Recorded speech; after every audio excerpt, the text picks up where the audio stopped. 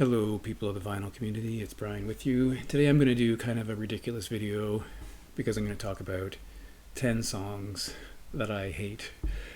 Now, honestly, this is a video that could be endless because I could do 1,000 songs that I hate because there are just that many songs that I hate. But I'm restricting it to things that I actually own in vinyl. And you might wonder, why do I have songs I hate on vinyl? Well, that's probably a long story. This occurred to me because in my last video I did a random records thing in which I randomly pulled things off the shelf, and I pulled off a Elton John record, and I said, turn away Ben Rankins as Mike at PC31 the Vinyl Policeman always does. So I'm gonna have to start with that again. So turn away Ben Rankins because and this is admittedly low-hanging fruit, because despite the fact that I do enjoy some early Elton John, this song has never worked for me, and that's a track that appears on the Greatest Hits, Elton John's Greatest Hits Volume 2, and that's Don't Go Breaking My Heart. Now, I do have the 45 in a box over there. I must have appreciated it at some point, or I wouldn't have bought it. Well, I was a kid, so, but, as I say, some early Elton John works for me. Like on this particular record, we have Grow Some Funk of Your Own, which I think is a really interesting Elton John song. Leave On, which I would choose as probably his best track of all time. Even some would say My Life Tonight is okay. But this also has Island Girl, a song that I don't really love, and Don't Go Breaking My Heart. Like, it's just awful to me. It's like the worst kind of duet he could ever have done. I mean, they sang it on the Muppets show. I don't know if you ever saw that, but on the Muppets, I'm sure it's on the Muppet show, he sings the song. Well, they're lip syncing, I guess. And it's terrible. I mean, even what he's wearing is terrible. But this is just so you know, this is the fourth record I ever owned. Still has the lyric sheet and whatnot. And the reason I know it's the fourth record is because it's actually written on the cover that it's my fourth record, which is something my sister would do for me, which is kind of a weird thing to think about. But yeah, hate that song. Don't Go Breaking My Heart. Awful. Number 2, and these really aren't in any order because that probably would be number 1, is a track from one of my favorite artist of all time. My favorite artist of all time, if you watch this channel, you're probably guessing it already, is Leonard Cohen. And yet, I'm going to choose a song from Dear Heather. There are several songs from this record that would be in the running for the worst Leonard Cohen song. And I guess I should just say that this is my least favorite Leonard Cohen record. It fails on so many levels. I find it difficult to listen to. There are a couple good tracks on here, and there were 2 or 3 that would vie for the worst song he's ever written. And I'm going to choose Nightingale, track number 4 on side 2. As with most Leonard Cohen songs, I think you can't really argue about the lyrics. After all, he was a poet first. He was a novelist. He writes very good lyrics. But the production on this album is really strange. I read a comment on YouTube on this particular track, Nightingale, on YouTube, where someone said he sounded like a guest star on his own record, which I think is pretty funny. There are tracks on here where he becomes the backup singer in some respects. But Nightingale, a short song. I don't really hate the lyrics at all, as I was saying. But and it's only, mercifully, it's 2 minutes and 27 seconds long. But it is a drag. I really don't like it. I don't think he should have recorded it. But maybe he was running low on material for that record. I'm not really sure. Next is a track that's a cover version. This is the Housemartins' Caravan of Love, and it is a cover version of a song from Isley Jasper Isley, which is, I don't know much about that group, but now this whole record, this is an EP, it has 5 tracks, and it sort of, I would say, falls into the gospel category because all the songs are about religion. Now, there are some people who will say that Caravan of Love is a track that's opposed to organized religion. Maybe that comes through in the video, although I think that's unknown for sure, but in the song itself, I don't think you'd find anyone who would say that. Now, I should also say that I dislike a cappella music intensely, so I just never have really liked it.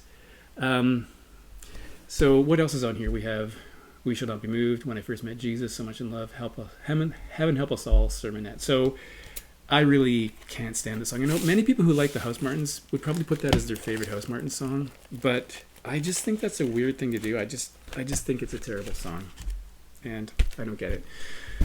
Now, I did mention a cappella music, and I have to go on with a cappella music because here's another person who is kind of a favorite artist of mine.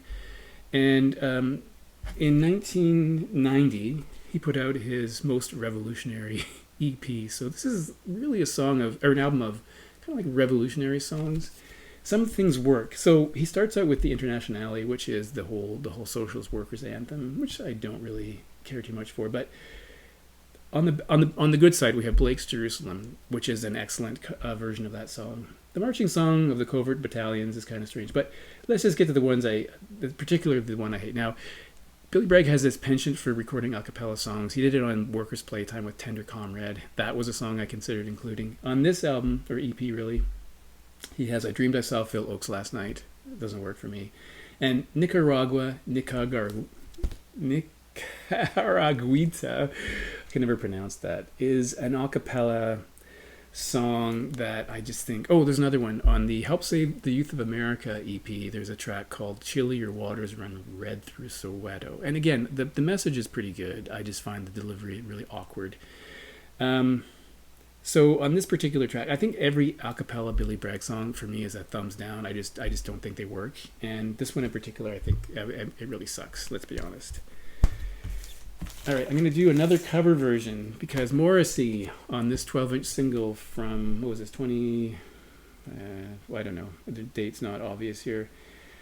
He did a cover version of Lou Reed's Satellite of Love, which is a fantastic Lou Reed song. And I just really cringed when I heard this because it's a live track. So I'll give it some, I'll give it a pass because it's live in some respects. But what really rankles me about the song is that in the original Lou Reed sings, I like to watch things on TV. And he's singing that because he's watching a satellite being launched, as I understand it. And in this one, Morrissey sings, I cannot stand the TV.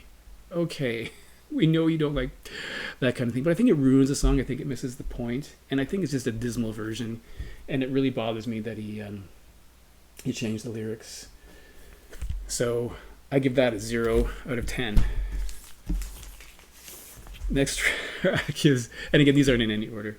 On this record, Slow Train Coming, the Bob Dylan record where he found Jesus, I guess.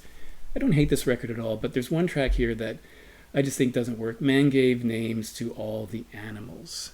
Now, I understand what he's trying to do here, but as many other people probably have noted, it comes off sounding a bit like a kid's song, or it could be a kid's book. In fact, the Wiggles from Australia covered this track. So, yeah, I mean, I don't hate this record by any stretch of the imagination. I think Slow Train Coming, or Gotta Serve Somebody, Slow Train, I think those are fine. It's a really weird song, and I just don't think it works.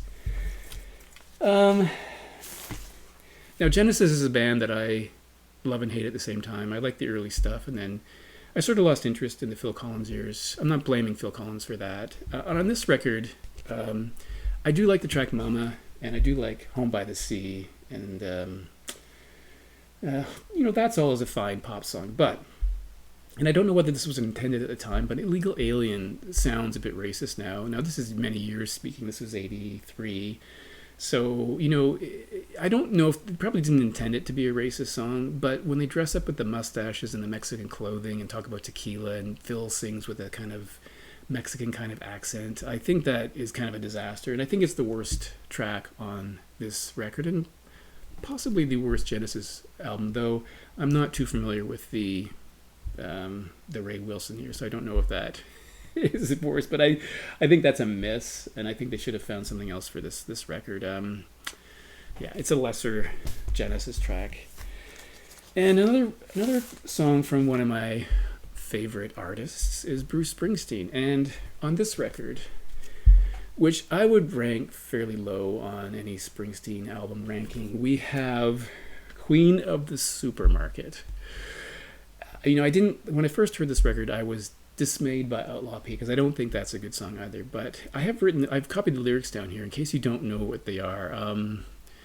There's a wonderful, wonderful world where all you desire and everything you've longed for is at your fingertips. I mean, that describes a supermarket, where the bitter-sweet taste of life is at your lips, where aisles and aisles of dreams await you, and the cool promise of ecstasy fills the air. I mean, my God.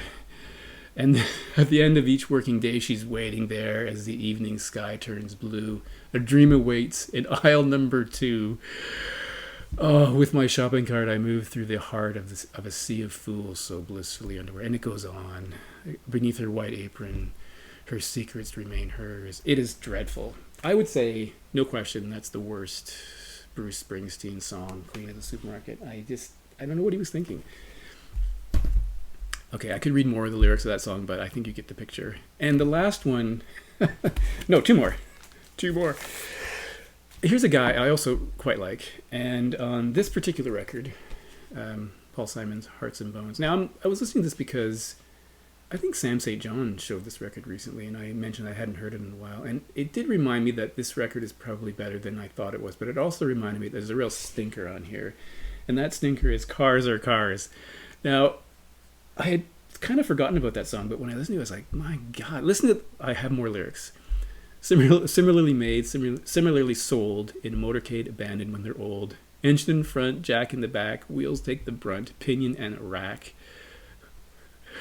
What else is good here? Cars are cars all over the world. You can drive them on the left, drive them on the left, drive them on the right. Susceptible to theft in the middle of the night. I don't know, polishes chrome. Oh my God, awful, awful, awful. And even the delivery of it doesn't really help the song. I mean, it's bad, and the lyrics just kill it though, because the lyrics are just so awful. Japanese pressing, by the way.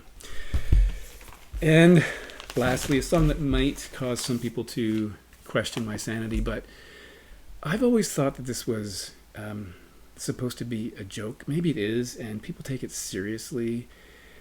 And I will say that as this band moved on through their lifetime, they got worse, in my opinion. And that is Queen. Here we have A Night at the Opera, and I'm going to choose Bohemian Rhapsody as being the worst Queen song ever written.